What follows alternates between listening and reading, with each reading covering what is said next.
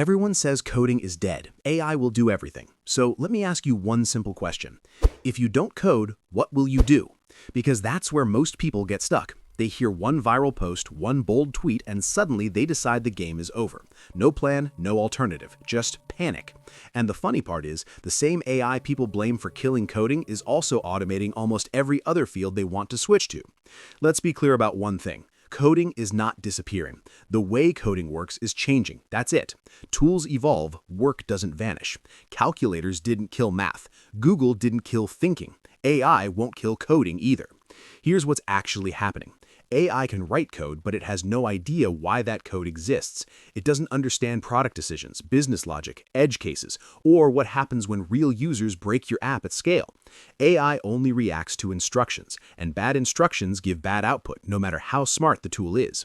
That's why someone who knows coding plus AI will always beat someone who only knows AI. Two people, same tools. One understands systems, the other just types prompts. Guess whose app works better?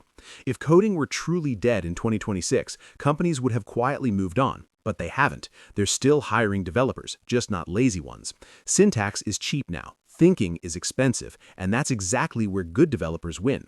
The real truth is uncomfortable. AI doesn't replace developers. It replaces people who stop learning. The moment you decide AI will do everything, you've already opted out of the future.